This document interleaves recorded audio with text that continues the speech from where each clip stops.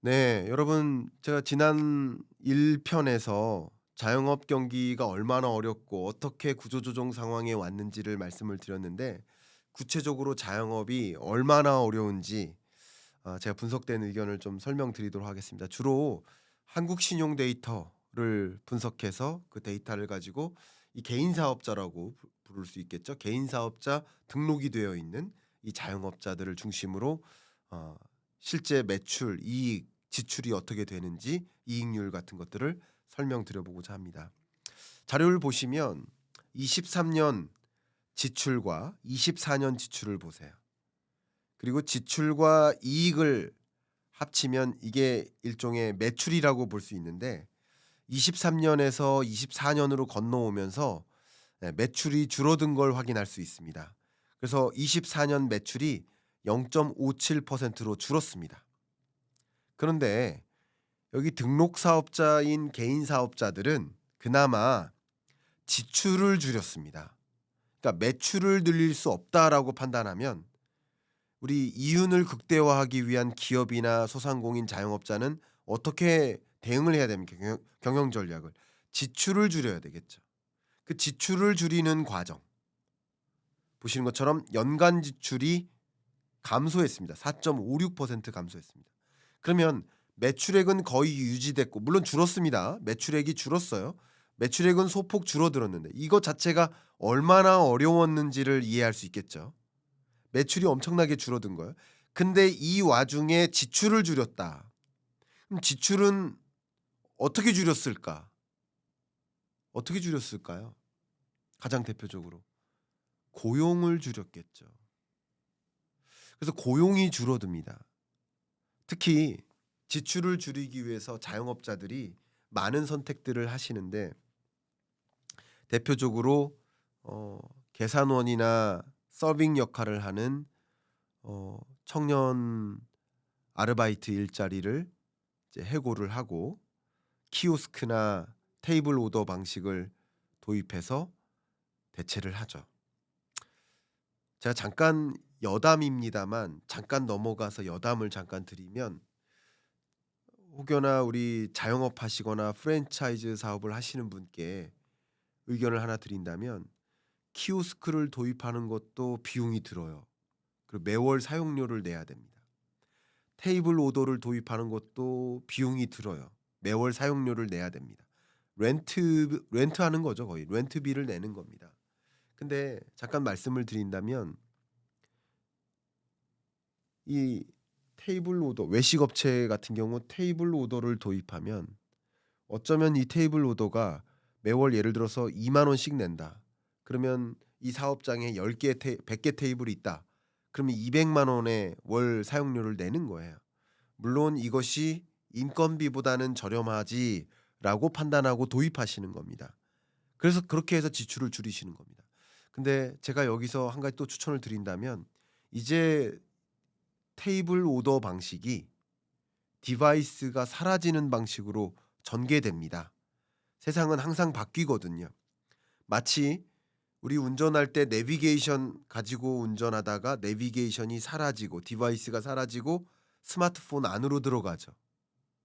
마치 우리가 뭐 여러 가지 카메라를 해 볼게요.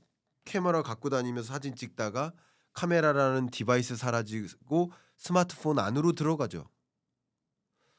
우리 카카오톡을 이용하지만 카카오톡이라는 디바이스를 따로 안 갖고 다니죠. 어플리케이션 형태로 스마트폰 안으로 다 들어가잖아요. 키오스크도 그렇게 바뀔 거라고 저는 생각합니다. 글로벌리는 이미 QR 오더 방식으로 다 바뀌었어요. 우리나라도 10%에서 15% 정도 바뀌고 있습니다. 그러니까 키오스크 방식이나 테이블 오더 방식은 이 디바이스가 있는 방식은 일시적인 건너가는 기술이라고 저는 생각합니다. 그래서 여러분이 여기서 한 단계 더 건너가고 싶으시면 테이블 오더 방식이지만 QR 오더로 바뀌고 있음을 이해하시고 제가 몇 번 보여드리긴 했습니다만 이 스마트폰만 갖고 있으면 스치면 이게 오더로 방식 바뀌는 거예요. 그 업계 1 위가 테이블로라는 회사고 이 회사가 이번에 피지사 등록까지 받았어요. 그 업계 최초입니다. 혹여나 이것으로 도입하면 지출을 더 줄일 수도 있다. 제가 이 말씀 의견을 드리고요. 제가 좀 조금 적극적으로 친절하게 이 테이블로 문의할 만한 어 링크까지 드리도록 하겠습니다. 그런 식으로 좀 전환하시는 걸 추천을 드립니다 먼저. 잠깐 여담을 드렸습니다. 이런 대표적으로 이런 식으로 지출을 줄여 왔던 겁니다. 예를 들면 더 영세 제가 지난 1 편에서 영세화됐다고 했죠. 자영업자가 영세화됐다. 그러면 매장 사이즈를 줄여요. 그럼 임차료를 줄이죠. 이렇게 지출을 줄이는 겁니다. 그러니까 영세화가 진행되고 있고 고용주가 자영자화되고 있다라는 설명이 여기서 가능한 거예요. 이런 데이터를 분석해 보니까 제가 1 편에서 말씀드렸던 영세화가 진행되고 있다라는 것을 설명해 드린 겁니다. 그리고 이런 식으로 바뀌어가는 과정에서 자영업자는 지출을 줄여요. 그래서 연간 이익률을 늘린 겁니다. 그러니까 이것은 마치 제가 비유적으로 설명드린다면 불황형 경상수지 흑자라는 표현 들으셨죠? 혹은 불황형 무역수지 흑자. 그러니까 무역수지가 흑자인데 수출이 늘어서 흑자가 된 게 아니라 수출이 줄고 있지만 수입이 더 많이 줄어서 무역수지가 흑자가 난 것. 이게 불황형 무역수지 흑자, 불황형 경상수지 흑자라고 하는데 지금 우리 경제가 그러해요. 경기 내수 경기가 엄청 어려우니까 수입이 더 크게 주는 거예요. 굳이 따지면 지금 이익률이 늘었다고 해서 자영업 경기가 괜찮아졌다라고 해석하면 절대 안 됩니다. 그건 큰 실수입니다. 그건 데이터를 잘못 분석한 거라고 저는 생각을 합니다. 이익률이 늘어난 게 자영업 경기가 좋아서 매출이 늘어서가 아니에요. 여러분 물가 상승분을 고려해 보세요. 제가 그런 말씀 드렸죠. 23년, 24년 여러분 우리 모두가 가난해진다. 평균적으로 실질 소득이 감소함을 뜻하는데 평균적으로 실질 소득이 감소한다는 것은 월급 통장에 찍히는 소득 자체가 줄어든다는 게 아닙니다. 그럼 명목 소득의 개념이에요. 명목 소득은 늘어날 수밖에 없습니다. 줄지 않아요. 근데 명목 소득은 예를 들어서 3% 늘었는데 물가는 오히려 7% 늘어나면 나의 실질 소득은 어떻게 된 거예요? 그게 실질 소득의 감소입니다. 그러니까 물가 상승분을 반영한 해석이 필요해요. 그래서 23년, 24년 실질 소득이 감소할 것이다. 그래서 정말 경험해 보지 못한 경기 침체일 것이다라고 제가 그동안에도 전망을 말씀드렸던 배경이 바로 그겁니다. 그러니까 지금 자영업자 경기도 매출이 줄었어요. 그러면 실질 매출은 어떻겠습니까? 물가 상승분을 반영했을 때 매출이 줄었다는 것은 생각해 보세요. 순대국밥 가격을 올렸단 말이에요. 7,000원에서 8,000원으로 올렸단 말이에요. 그런데도 매출이 줄었다는 것은 순대국밥이 얼마나 덜 팔렸다라는 것을 생각해 만듭니까? 그러니까 매출이 줄어드는 과정에서 순대국밥 판매량이 주니까 지출은 또 줄일 수가 있어요. 이해 가세요? 지출은 줄일 수 있단 말이에요. 그러니까 덜 파니까 100 그릇 팔을 때랑 90 그릇 팔을 때랑 지출은 덜 들어가잖아요. 변동비가 덜 들어가잖아요. 그리고 아까 말씀드렸던 여러 가지 관점에서 지출을 줄이는 거예요. 이것은 불황형 흑자라는 거죠. 이런 숫자를 보면서 이익률이 늘었네. 이익률만 늘은 거지 매출은 줄고 지출을 줄였음을 확인해 보면 그나마 살아남기 위한 선택을 했다라는 것도 의견을 드리고 싶고요. 그리고 23년에는 사업을 하던 자영업자가 24년에는 사업을 더 이상 영위하지 않는 사업자도 들어갈 것 아니에요. 그러면 이익률이 낮은 자영업자가 아무래도 폐업됐을 가능성이 높겠죠. 그러니까 구조조정의 결과로도 해석을 합니다. 그러니까 이 통계만 가지고도 해석될 것들이 굉장히 많아요. 근데 그냥 이익률이 늘었다. 자영업 경기 괜찮다. 그렇게 해석하면 안 된다는 거죠. 그만큼 자영업 경기가 어려워졌다. 개인 사업자의 대출 현황을 보겠습니다. 제가 구조조정을 말씀드렸는데 사실 구조조정이 일어나는 그 대표적인 이유는 빚을 갚지 못해서다라고 1 편에서 말씀드렸어요. 그 빚을 갚지 못해서다. 그럼 개인 사업자의 대출 현황을 봐야 되는데 대출이 늘었습니다. 근데 이 중요한 것 총 대출 금액이 계속 늘고 있어요. 계속 빚으로 메꾸는 거죠. 매출이 나오지 않으니까 빚에 더 의존해서 운영비를 마련하고 임차료를 마련하고 있는 모습이라고 해석해 볼 수 있어요. 근데 중요한 것, 이 은행업권 대출은 줄었어요. 은행업권의 대출은 줄고요. 비은행업권 대출이 늘었어요. 그럼 무슨 뜻이에요? 자영업자 중에 소득이 줄어서 매출이 줄어서 은행에서 대출을 의존할 수 없는 사업자가 대출을 더 의존하고 있다. 영세화된 자영업자가, 또 영세화된 자영업자 중에서 또 어떤 자영업자예요? 신용 등급이 낮은 자영업자, 저신용 등급 저소득 자영업자. 이들 자영업자가 비은행업권에 가서 더 비싼 이자를 지불하고 대출에 의존하고 있다 보니까 지금 악순환되고 있는 겁니다. 개인 사업자의 대출이 이렇고요. 실제 대출 아까 말씀드렸던 은행권은 그래도 60% 의존하고 있다라고 보는데, 그러니까 자영업자의 총 대출 잔액이 있겠죠. 그게 715조예요. 715조의 대출 잔액 중에 60%가 은행 대출인 거예요. 그나마 안전한 거예요. 이것은 60% 가량의 대출은 그나마 상환 어 위험이 좀 떨어지는 그런 계층의 대출이 아니다라고 의견을 드릴게요. 근데 이 정도면 탄실한 거 아닙니까? 이렇게 비교하시면 안 되죠. 임금 근로자의 대출과 비교를 해야 되죠. 임금 근로자의 대출은 은행으로부터의 대출이 90% 수준입니다. 그러니까 절대적으로 자영업자의 대출이 취약하다라는 것을 확인할 수 있고, 특히 이 비은행 대출 중에 어디를 중심으로 늘었나 봤더니 상호금융을 통해 많이 늘었어요. 그러니까 1금융권에서 대출을 못 받는 저신용 저소득 자영업자가 상호금융이나 상호저축은행에 가서 여신전문에 가서 대출을 많이 의존하는 형태로 바뀌었고, 이 가계대출 구조를 보면 더 신용 위험이 커진, 그러면 추가적인 폐업이 일어날 수밖에 없는 그런 구조라는 걸 다시 한번 확인케 해 줍니다. 더 중요한 것은 대출 금액이 아니라 연체하는 대출이 중요하거든요. 대출 금액 중에 얼마만큼이 지금 연체하고 있나. 그럼 연체하다가 3개월 정도 연체를 연속하면 이를 우리는 부실채권으로 분류를 합니다. 은행 입장에서는 상환받지 못할 가능성이 있는 대출이다. 이런 대출이 중요하거든요. 보시는 것처럼 연체 금액이 늘어나고 있습니다. 24년 4분기까지 늘어났습니다. 그럼 이 연체하는 이 대출을 짊어진 사업자들은 폐업으로 전개될 가능성이 상대적으로 높겠구나, 이렇게 추적을 하시면 좋겠죠. 그 연체 금액이 많이 늘었어요. 대출 금액이 늘어난 속도보다 연체 금액이 늘어난 속도가 크고요. 앞에 말씀드렸던 것처럼 은행업권의 경우에는 연체 금액이 오히려 줄었어요. 상환한 거예요. 건실한 자영업자들이 주로.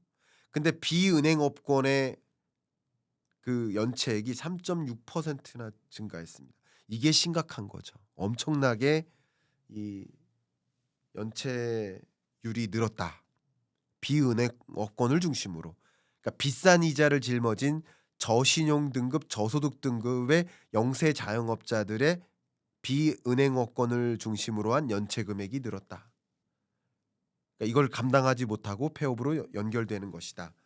그럼 그 연체 금액이 어디를 중심으로 또 늘었나 보면, 일단 연체 금액은 은행업권에 의존하는 비중이 얼마 안 돼요. 0.6% 밖에 안 돼요. 근데 비은행이 절대적으로 많은 비중을 차지하는데, 특히 그 비중 중에서 좀 심각하다 생각될 만한 것이 보시는 것처럼 상호저축은행, 그리고 상호금융, 아까 말씀드렸던 여신전문, 결국 말씀드렸던 이 상호저축은행, 상호금융, 여신전문, 이 세 가지 비은행권을 중심으로 가계대출, 그러니까 자영업자의 사업자 대출이 늘고 연체 금액도 늘고 이것을 버티지 못해서 폐업으로 연결되는 것이다. 이렇게 의견을 드릴 수 있을 것 같습니다. 자영업자의 이 폐업과 부채는 결국 아까 말씀드렸던 것처럼 빚을 변제하지 못하면서 일어나는 것이다라고 의견을 드렸는데, 이 자영업자를 분류를 하면 이렇게 정상 영업하고 있는 대출을 보유한 사업장이 있고 그리고 폐업한 대출 보유 사업장이 있을 겁니다. 그러니까 대출을 보유하지 않는 사업장은 제외하고 말씀드리는 겁니다. 대출이 없는 사업장은 제외하고 대출이 있는 개인 사업자만 가지고 말씀드리는 겁니다. 그러면 이 중에서 대출이 있는 자영업자 중에 정상 영업이 314 만 개 정도 되니까 폐업이 48만 개 되니까 13.3%나 사업장이 폐업한 겁니다. 근데 정말 속상하지만 13%면 얼마 안 되는 거 아니에요? 이렇게 생각할 수 있겠지만 일단 한 가지 폐업을 결단한 자영업자 입장에서는 13%가 아니라 100%인 거고요. 그리고 숫자적으로도 13%는 작은 숫자가 절대 아닙니다. 그러니까 대출을 보유한 이 사업장이 이 개인 사업자 등록한 사업장이 이렇게 많이 비율적으로 13%가 폐업으로 연결됐다. 이것은 정말 심각한 숫자고요. 우리가 어떤 일을 하면서 그 사업을 영위한다라고 한다면 여러분 한번 상상해 보세요. 내가 사업을 해 보겠다. 그것은 어 직업을 선택한 개념이 되고 그리고 그 사업자가 폐업으로 연결된다는 것은 그 가장의 폐업은 그 가정이 흔들림을 또 뜻하고요. 그것은 그냥 간단히 쉽게 별거 아닌 숫자다라고 얘기할 수 없고 그리고 이 비중 자체가 13.3%는 어마어마한 것이다라는 의견도 드리고 이것은 제가 대출을 보유한 사업장을 중심으로 설명을 드린 거고요. 대출을 보유하지 않은 사업장까지 한다면 그 숫자는 더 커지겠죠. 근데 그리고 이 폐업한 사업장은 24년 4분기 기준인 겁니다. 제가 지금 보여드린 이 통계는 4분기 기준인 겁니다. 그러니까 24년 연내로 따지면 실로 어마어마하고 이런 것들을 다 종합해서 봤을 때 전체 폐업자가 제 1편에서 말씀드렸듯이 100만이 넘는다라고 공식 통계가 나오기도 전에 제가 의견을 드렸던 건 좀 조금 조심스러운 표현이기도 하지만 그래서 그렇게 의견을 드렸던 겁니다. 대출 보유 현황을 보면 이 폐업을 신고한 이 사업장의 대출 보유액이 보시는 것처럼 6,185만 원 정도 됩니다. 그러니까 6,185만 원의 평균 6천만 원의 6-7천만 원의 대출을 의존해서 평균적으로 사업을 하다가 계속 연체가 발생하는 거죠. 그럼 한 번 연체 예를 들어서 200만 원, 두 번 연체 400만 원, 세 번 연체 600만 원 이렇게 되겠죠. 뭐 그런 식으로 연체가 한 번인 경우도 있고 세 번인 경우도 있고 그 연체 금액이 평균 600만 원 정도 됩니다. 550에서 600만 원. 이 정도의 연체 금액을 감당하지 못하다 보니 폐업으로 연결되는 것이다. 이렇게 현상을 설명드리고 특히 아까 말씀드렸던 이 폐업을 단행한 자영업자들의 그 대출의 그 업권별 분포를 보면 이금융권의 분포가 절대적으로 많다라고 말씀드렸는데 역시 업권별로 보면 이금융권의 비중이 절대적으로 높다. 결국 신용 등급이 낮아지고 또 소득 수준, 매출 자체가 줄어들고 버티기 위해서 이금융권의 대출을 의존하고 그러니까 기존에 이미 사업을 하기 위해서 한 6천만 원, 5천만 원 정도의 대출을 짊어졌다가 도저히 이 운영 자금 마련이 안 되니까 추가 대출을 받는 거예요. 그 추가 대출이 보통 이금융권인 거예요. 그럼 몇백만 원, 500만 원 대출을 받는 거죠. 그럼 기존에 예를 들어서 6천만 원의 대출, 사업 대출을 받았다가 500만 원의 추가 대출을 받아서 6,500만 원의 대출이 생긴 거고 그 대출을 이제는 이번 달도 운영 자금도 채 안 되니까 대출에 의존했는데 다음 달이라고 갑자기 그 대출을 상환할 만큼의 매출이 일어날 거라고 보장할 수 있습니까? 그러니까 그 대출을 갚기 위해서 계속 반복되는 거죠, 악순환이. 그 반복되는 모습을 말씀을 드리는 거고, 그러니까 이제 사업장이 폐업하게 되는 것이다라고 의견을 드립니다. 사업장 폐업한 상태를 보면 은행업권의 대출을 의존한 19만 8천 개 4분기 기준입니다. 총 55만 개 중에 약 20만 개가 은행이고, 비은행권에서는 특히 보시는 것처럼 여신 전문이나 상호저축, 상호금융 여기를 중심으로 많이 일어난다. 여기 기타에도 있겠지만 물론 의견을 드린다면 기본적으로 어 1금융권에서 대출받고 싶죠, 당연히. 저리에 대출받고 싶죠. 그러나 1금융권으로부터 대출받기가 어려운 경우에 2금융권으로 가는 거, 이게 풍선 효과죠. 2금융권으로 가는 것이니까 그 간 2금융권 대출이 이제 상환되지 못하는 상황까지 오게 될 가능성이 더 높죠. 왜냐하면 더 금리가 높으니까요. 이자 상환 부담이 더 커지니까요. 그러니까 이게 가계부채의 악순환이죠. 그러다 보니까 자영업자의 폐업이 이어지는데, 자영업 폐업 중에 가장 많은 폐업 중에 하나가 외식업이거든요. 그 일반 음식점 폐업률과 폐업 건수를 보여드리면, 폐업 건수가 보시는 것처럼 어 지금 24년 들어서 10만 건을 넘어섰습니다.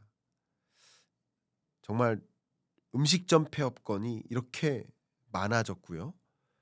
또 휴게 음식점 폐업도 그렇고 일반 음식점 폐업도 그런데, 둘 다 2020년 팬데믹 이래로 그때 일시적으로 폐업이 끝난 게 아니라 폐업은 더 심각해지고 있다. 팬데믹 위기 때보다 더 어려워졌다.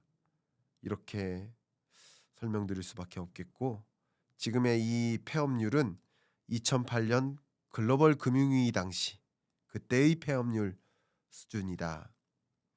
또 여기다가 국내 정치적 리스크, 또 여러 가지 불안한 상황, 기업들이 또 수출 실적이 안 나요. 그러니까 기업들도 구조조정 단행하고 사업 매각하고, 뭐 회식이나 잘 될 때 회식하죠. 회식이나 이런 것을 줄이고, 뭐 그러는 여러 가지 여정에서 인근 사업장의 자영업자 매출도 줄고요. 또 이렇게 어렵다 보니까 임금 근로자에게 가는 상여금 같은 것도 줄죠. 2,800만 취업자 중에 650만 정도를 제외한 약 2,150만 정도의 임금 근로자가 임금이 탄탄할 때 자영업 매출로 이루어지는 거죠. 우리 외식 가자. 그죠? 근데 지금은 줄이자. 줄이자니까 뭐부터 줄여요?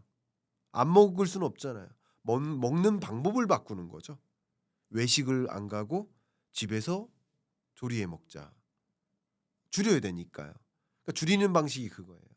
그래서 제가 다음 편에서도 말씀드리겠습니다만, 줄어든 품목들을 보면 외식, 커피, 또 스포츠, 오락, 여가, 줄일 수 있는 걸 줄이는 거예요. 그리고 이 자영업 매출은 앞에 말씀드렸던 2,150만의 임금 근로자의 소비 지출을 통해서 이어지는데, 소비 지출이 줄고요.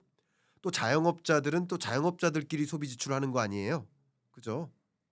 커피숍 사장님은 식당 가서 식사하는 거고요. 외식하는 거고요. 근데 우리 커피숍이 잘 돼야 외식을 많이 하죠. 그러니까 그러니까 결국 전체가 임금 근로자의 소비 활동뿐만 아니라 자영업자의 경기도 위축되니까 계속 악순환되는 거죠. 자영업자의 폐업과 부채로 연결되는 겁니다. 그래서 시도별 음식점 폐업률을 보시면 많은 분들이 그렇게 말씀하세요. 아니 서울에서 창업하면 잘 돼. 유동 인구가 많으니까. 보세요. 서울 폐업률이 13%입니다. 인천 11.6%입니다. 세종이 14.6%입니다. 10%가 넘는 그 폐업률이 있는 곳 보세요. 대부분 광역시 단위예요. 그죠? 거의 광역시 단위 더 높아요. 뭘 의미합니까? 그러니까 오히려 유동 인구 많고 상권이 조성됐고 그러니까 거기서 사업해야 돼라고 생각하시는데, 오히려 그런 영역이 더 과점화됐고 과다 경쟁이고 그러다 보니까 그 과다 경쟁에서 밀려날 가능성이 더 높아지는 거죠. 그런 부분들도 우리가 유념할 필요가 있지 않을까 생각하고 저는 지난 1 편부터 이 부분을 계속 강조해서 말씀드리고 있는데 이런 내수 경기 침체에 따른 또 자영업자 폐업으로 연결되는 그리고 다음 편에선 제가 인구 구조 변화까지 말씀드릴 텐데 이게 다 연결되어 있기 때문에 우리 정부가 제가 그토록 강조하는데 국민이 가난하다고 하면 국민이 가난하다고 하는 그 나라에서 그 국가가 부유하다고 말할 수 없는 것이다. 자, 아담 스미스의 말씀을 제가 너무나 존경하고 그 말씀을 많이 인용해 드리는데 부유한 국가, 선진 국가, 도약하는 국가, 혁신 국가가 되기 위해서 이런 구조적으로 악순환에 빠져 있는 연결고리를 뭐 하나부터 조정해 볼까 하는 고민을 해야 됩니다. 단순히 얼마 지원해서 일시적으로 좀 버틸 수 있게 해 주는 거 아니라 구조적으로 어느 지역에 과점화가 이루어지고 있고 그러면 과점화가 되지 않은 그런 영역으로 창업을 오히려 추천한다든가 준비된 창업자를 또 육성하기 위한 그런 장치를 또 마련한다든가 뭔가 또 이 가계부채의 악순환 아까 말씀드렸죠. 저신용 등급으로 빠지고 대출의 악순환으로 빠진다든가 이런 구조적인 어떤 연결고리 하나하나를 찾아서 그 연결고리를 해결하기 위한 구조적인 대응 방안을 좀 제시했으면 좋겠다. 우리 정치권이 우리 정부가 그랬으면 좋겠다. 우리 다른 연구자분들도 이런 부분에 대해서 물론 이 부분이 모든 문제가 아니지만 이것도 하나의 저 자영업자 아니지만 우리 경제를 위해서 이 부분이 해결됐으면 좋겠다라는 말씀을 좀 의견 드리고요. 다음 화는 더 중요한 이야기가 나옵니다. 더군다나 특히 70년대생이 대거 왜 인구 구조 변화 속에서 창업으로 연결될 수밖에 없는 것인지 그래서 이 악순환이 또 계속 나타나고 있는 것인지 그 부분 다음 편 기대하시면서 마무리할까 합니다. 제가 공지 좀 하도록 하겠습니다. 두 가지 공지인데요. 하나는 제가 오프라인 특강을 기획했습니다. 이광수 대표님과 합동 강연입니다. 세종시에서 3월 9일에 부산시에서 3월 25일에 또 서울시에서 4월 9일에 개최합니다. 이 합동 강연 무료 강연이니까 관심 있으신 분들은 이 상단에 있는 고정 댓글을 확인해서 관심 있으신 분들 참여해 주시기를 바라고요. 끝으로 제가 오피셜 클럽을 이미 런칭했습니다. 많은 분들과 직접 이 유튜브 외에도 많은 다른 어떤 여러 공간을 통해서 소통할 수 있어서 저도 참 즐거운데요. 매일 아침 제가 목에 잠긴 목소리로 모닝 뉴스를 들려드립니다. 좀 민망하긴 하지만 너무 잠겨 있죠. 죄송합니다. 미리. 근데 이번 주 무엇에 주목해야 되는지 이게 우리 경제를 주식 시장을 결정지을 변수다라고 말씀을 드리고 있죠.